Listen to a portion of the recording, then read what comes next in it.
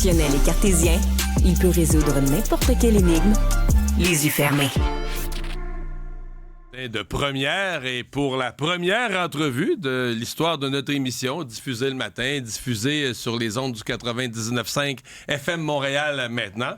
Premier invité, nul autre que le premier ministre du Québec, François Legault. Monsieur Legault, bonjour. Bonjour Mario, puis j'en profite tout de suite pour dire bonne chance. C'est le fun, les débuts. C'est le fun, les débuts. Ça commence de bonne heure. Ça commence de bonne heure. Vous avez passé un bel été, vous? Oui, passé un bel été, joué au tennis avec mes gars, pris des marches avec mon épouse Isabelle, donc bel été.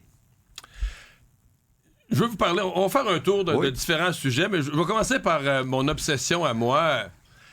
Moi, j'ai été renversé que votre gouvernement dépose un budget déficitaire de 11 milliards. Je vous ai vu la semaine passée sur X, sur l'ancien Twitter, dire « Je suis assis avec ma présidente du Conseil du Trésor, puis on révise les dépenses. » Est-ce que vous allez baisser significativement le déficit dès l'année prochaine? Bien, en partie l'année prochaine, mais on veut rétablir l'équilibre budgétaire sur quelques années. Donc, on a le temps de travailler pour savoir est-ce que c'est sur 3 ans, sur 5 ans, mais dès l'année prochaine, il va y avoir une réduction. Pour ce qui est de la cause du déficit, bien, c'est important de dire là, qu'on a baissé les impôts, puis on a investi massivement en santé et en éducation parce qu'il manque d'infirmières, puis il manque d'enseignants. Il fallait augmenter les salaires de façon Vous avez importante. changé votre langage. Vous dites plus on a investi dans les conventions collectives, on a amélioré les conditions de travail. Ça les choque quand vous dites ça?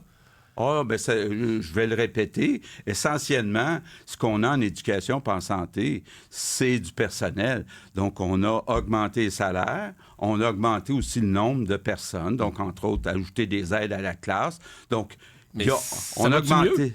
Mettons pour le contribuable qui paye ces salaires-là, on a augmenté les salaires des enseignants, des infirmières. Ça va-tu mieux? Bon, d'abord, c'est important. On a augmenté, depuis que je suis là, de 50 % le budget de la santé et de l'éducation. Est-ce que ça va mieux? Là, il faut tenir compte de beaucoup de choses. D'abord, en santé, on a absolument besoin de plus de flexibilité dans les conventions collectives. On a absolument besoin que les médecins de famille prennent en charge, que certains médecins de famille prennent en charge plus de patients. Sincèrement, on n'est pas rendu là. On est en égo. Ça peut prendre encore plusieurs mois. Christian Dubé fait un travail... Vous l'aviez dit dans le temps des fêtes qu'avec la FIC, c'était plus dur. Là, on est rendu au mois d'août puis c'est pas réglé encore. Ah oui, puis je m'attends pas à ce que ça soit réglé avant Noël. Non, la FIC sera pas réglée avant Noël. Ni la FIC, ni la FMOQ avec les médecins de famille. C'est très, très, très difficile parce qu'on doit changer les façons de faire. On doit dire aux infirmières, vous allez travailler là où on a besoin de vous. Puis on a besoin de dire, tous les médecins de famille, il faut que vous preniez en charge un certain nombre de patients. C'est pas dans leur culture, donc ça va être très dur. Mais il faut le faire. Tous les gouvernements, à un moment donné, après un certain nombre de mois de négo, ont baissé les bras. Nous, on baissera pas les bras. Je reviens aux finances du Québec. Je pense que beaucoup d'électeurs, tu sais, les électeurs, ils lisent pas les programmes jusqu'au dernier mot. À un moment donné, ils disent, là, on élit des gens d'affaires. Le premier ministre est comptable. Il y a d'autres comptables. Des gens qui ont passé leur vie dans le monde des affaires à gérer de l'argent. Fait que ça donne une sécurité aux gens. Pour gérer le budget du Québec, il va être correct. Et ce gouvernement-là nous arrive avec le plus gros déficit de tous les temps. Vous comprenez que ça a secoué les colonnes du temple pour beaucoup d'électeurs? Oui. D'abord, quand on regarde le déficit en pourcentage du PIB, il est relativement petit. Puis vous allez voir que dès l'année prochaine, 11 milliards, il va rester... Petit, là. Bon, d'abord, c'est 8 milliards parce qu'on a les versements au Fonds des générations. Deuxièmement, l'année prochaine, on va être en bas de 1 % du PIB. Donc, il faut quand même être prudent de la façon dont on gère ça. Puis comme je vous disais, il y a 2 choses. Il y a du monde qui n'était pas d'accord avec ça. On a baissé les impôts pour avoir... Ça, vous ne regrettez pas? Parce qu'il y en a qui disent, il n'aurait pas dû baisser les impôts, on n'a plus d'argent. Tous les partis de gauche disent, quelle erreur! Moi, je pense qu'on devait remettre de l'argent dans le portefeuille des Québécois, surtout avec les niveaux d'inflation qu'on a connus dernièrement. La deuxième chose, c'est qu'on n'a pas le choix, si on veut attirer plus d'enseignants et plus d'infirmières, d'améliorer et leur salaire et leurs conditions de travail. Ça veut dire mettre plus de personnel. Je pense que c'était absolument nécessaire d'être fait. Maintenant, on est plusieurs gens d'affaires, effectivement, en train de regarder comment rapidement, sur quelques années, on va revenir à l'équilibre budgétaire. Mais comme je vous dis, dès l'année prochaine, ça va être en bas d'1% du PIB. Donc, tout est relatif. Donc, vous allez l'avoir coupé de moitié en un an, quelque chose de même, là. Je vous donnerai pas des chiffres exacts, là. On y travaille, mais mon objectif, c'est de l'éliminer. La semaine passée, vous avez fait avec votre ministre de l'Immigration une annonce. Bon, ben là, on va geler l'immigration temporaire. Puis là, quand on s'est mis à voir l'annonce, bon, ben là, tu sais, on rapetisse de catégories. Dans l'immigration temporaire, il y a les étudiants. Eux autres, plus tard. Là, les travailleurs, c'est juste 60 000. Puis là, sur les travailleurs, ben là, il y a ceux qui sont dans les domaines essentiels. Il faut les enlever. Ouais. Puis ceux qui ont un gros salaire. Finalement, on s'est rendu compte que c'était sur 3-4 000. Votre intervention était sur 3-4 000, alors que vous dites, on a 600 000. C'est plus difficile que vous pensiez, réduire les seuils d'immigration? Non. Là, je suis content, puis je sais que vous savez compter, puis on va parler de certains chiffres. D'abord, depuis 2 ans, on est passé de 300 000 à 600 000 immigrants temporaires. C'est énorme. Ça n'a pas de bon sens. Pour mais le ça, on vous logement. comprend. Puis la pression sur la santé, l'éducation, le logement. C'est comment on réduit maintenant? Comment on ramène ça à 300 000? Mettons. Bon, sur les 600 000, il y en a 420 000, ça relève du fédéral. On n'a rien à dire. Vous leur avez demandé, coupez ça de moitié. De moitié. Ça, c'est le premier 420 000. Le 180 000 qui reste, d'abord, il y a un 120 000, ce sont des étudiants. Légalement, on n'a pas le droit de dire à un établissement d'enseignement, voici le nombre d'étudiants maximum, étudiants étrangers. On n'a pas le droit. Donc, dès le mois prochain, on va déposer un projet de loi pour réduire le nombre d'étudiants. Reste 60 000. Dans le prochain mois, ça va être fait. Dans le prochain mois, dès la rentrée parlementaire. Il reste 60 000. Bon, puis je sais que vous connaissez les régions. Dans le programme du Québec, contrairement à celui d'Ottawa, dans le 60 000, il y en a 48 000, c'est dans les régions, surtout pour l'agriculture. Il n'y a pas question de toucher à ça. Il en reste 12 000 à Montréal. Dans ce 12 000-là, on dit sur 6 mois, on va en couper le tiers.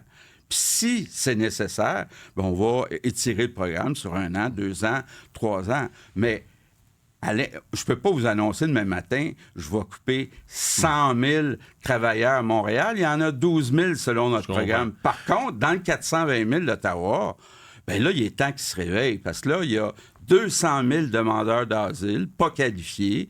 Puis mais quelqu'un me disait, par exemple, là-dedans, là, tu as des étudiants, mais qui sont un peu des faux étudiants dans des collèges plus ou moins. Puis que là, on fait venir même la conjointe de l'étudiant dans ce... C'est-tu vrai, ça? Oui, il y en a. On a réglé certains problèmes.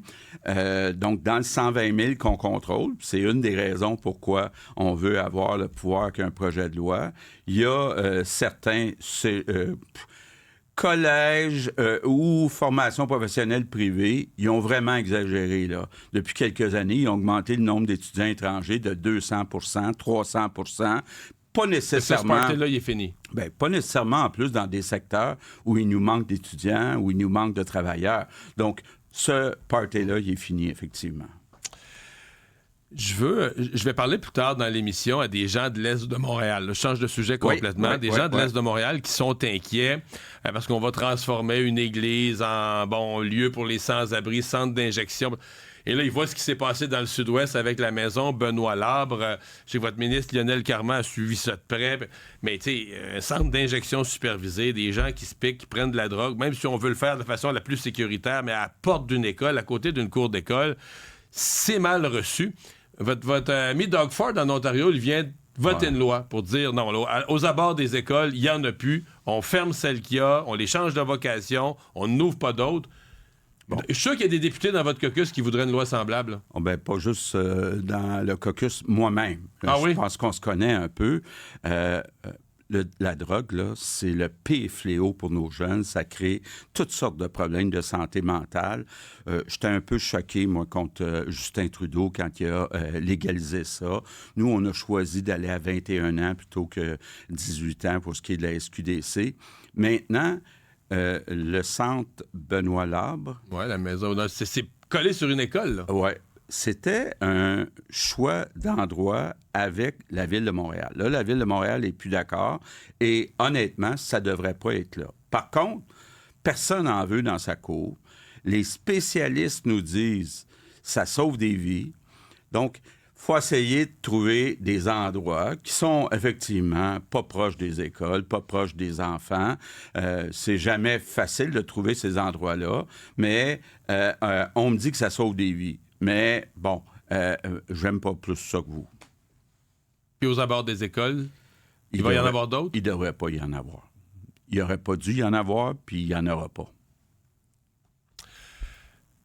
Je passe aux inondations. On va avoir une pensée pour les gens qui ont vécu les suites de Benny. À la fin de la semaine passée, il y a eu toute une confusion parce que vous, votre ministre de la Sécurité publique, vous aviez laissé entendre ce qui dépasse ce qui est assuré. On va élargir le programme, on va assouplir les règles. Puis là, à la fin de la semaine passée, il est comme sorti que c'était pas vrai, là, que vous aviez fait croire quelque chose aux gens, que c'était pas vrai. Bon. Est-ce que le programme est assoupli ou pas? Bon. Quand je suis allé à Louisville, le fameux jeudi où j'ai parlé, le maire de Louisville me dit, ça n'a pas de bon sens, là, on a 2 maisons, une qui a été inondée, l'eau s'est rendue à la maison, puis l'autre maison, l'eau s'est pas rendue, mais à cause de l'inondation, via les refoulements d'égouts, il y a eu les mêmes dégâts. Trouvez-vous ça normal qu'ils ne soient pas traités de la même façon?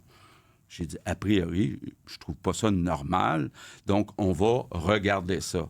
Donc, ce qu'on a dit, c'est que les refoulements d'égouts qui sont causés par des inondations de rivières vont être couverts. Maintenant, il y a eu beaucoup de refoulements d'égouts qui ne sont pas dus à des refoulements, des débordements de rivières, puis qui ont lieu régulièrement, là, à peu près à chaque année, qui sont couverts par les assurances privées. C'est important que les assurances privées respectent leur contrat puis payent. On se comprend. Mais est-ce que le programme pour compléter est assoupli ou il l'est pas? Il est assoupli parce qu'on dit s'il y a un refoulement d'égout qui est causé par un débordement de rivière, c'est couvert par le programme du gouvernement. Ça va être couvert par le programme du gouvernement. Rentrée parlementaire qui approche pour vous, la question qui continue à se poser, est-ce que vous pensez qu'un remaniement est nécessaire? Est-ce qu'on se prépare à un remaniement ministériel? Non, pas du tout. Moi, je suis content de l'équipe qu'on a. On a des beaux défis et je suis excité de recommencer. Là, puis on n'a pas vraiment arrêté pendant l'été. Fait que vous n'avez pas des ministres, à un moment ou à un autre, vous avez l'impression que ça a été faible un petit peu ou qu'ils ont mis des roues sur la gravelle? Là. Bon, vous le savez... moi, ma priorité, c'est l'économie. Je suis content. Je m'en occupe même pas mal personnellement, entre autres avec Hydro-Québec. M. Fitzgibbon ne s'en va pas? Écoutez, Pierre m'a pas dit qu'il s'en allait. C'est sûr ça circule. Il va avoir 70 ans. Donc, il peut peut-être décider à un moment donné de dire j'en ai assez des journalistes. Jusqu'à Noël, écoutez, d'abord, ce qui est important, là, c'est qu'on a une bonne équipe. Puis, sincèrement, tout le monde est motivé et il y a une équipe aussi à l'interne. Puis moi, je trouve ça tellement excitant, ce qu'on est en train de faire avec Hydro-Québec. Écoutez, juste ça, là, ça me motive pour les 6 prochaines années parce qu'on va doubler la capacité d'Hydro-Québec. Il va y avoir comme 2 booms économiques. Un pendant la construction de la capacité. 2, on va avoir des entreprises qui vont accepter de payer de plus en plus cher. Donc, on va faire des profits qu'on va pouvoir remettre en partie dans les poches des citoyens. C'est l'opportunité là, pour le Québec de régler ses problèmes de richesse, de comparaison avec les voisins. Il y a une opportunité extraordinaire avec la décarbonation, qu'on utilise notre connaissance de comment construire des barrages, de l'éolien. Et écoutez, on parle de 150 milliards de projets. C'est excitant, là. Donc, on va tous travailler ensemble parce que ça prend de la main-d'œuvre. Une des inquiétudes de Michael Sabia à la Caisse de dépôt, c'est de dire, à court terme, je vais avoir besoin de 35 000 employés de plus. Est-ce que vous êtes capable de m'y former? Donc, on s'assure, entre autres, avec Bernard Drainville, avec Catherine Champagne, de dire, on va fournir tous ces employés-là, mais c'est très excitant. J'en retiens que vous allez faire un remaniement après le départ de Pierre Fitzgibbon. J'ai pas dit ça. Non, j'ai pas dit que vous l'aviez dit, j'ai dit que je le déduis. Écoutez, d'abord, il faudrait voir si Pierre quitte ou non. Pour l'instant, il ne quitte pas. Il n'a pas annoncé une chose semblable. Monsieur le Premier ministre, merci d'avoir été avec nous. Très apprécié. Merci encore une fois. Bonne chance, Mario. Merci, au revoir.